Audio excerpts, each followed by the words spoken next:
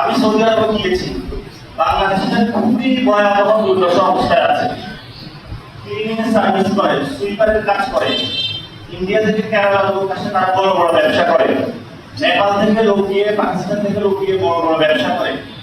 তো তাদেরকে জিজ্ঞেস করলাম যে আপনাদের এই, ওনারা একটা বলতেছে যদি বাংলাদেশে একটু ড্রাইভিং শিখে আসতাম, যদি তাও না পারে, যদি বাংলাদেশে একটু আরবিটা শিখে আসতাম, আলিফ বা তা না পারতাম, তাহলে আমার একটা 20-30 হাজার টাকার বেতনটা 60-70 হাজার টাকা হয়ে যেত। আপনাদের যদি যারা বিদেশে যেতে চান, ইমাম সাহেবকে যদি এসে বলেন যে আমাকে একটু আরবিটা একটু শিখিয়ে দেন, ঠিক আছে, আপনাকে নিষেধ করবে? করবে না।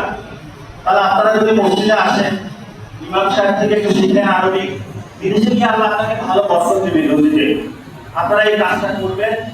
প্রত্যেকটা মসজিদে আমরা যাচ্ছি, সবাইকে বলতেছি মসজিদ ভিত্তিক অর্থনীতি চালু করার জন্য।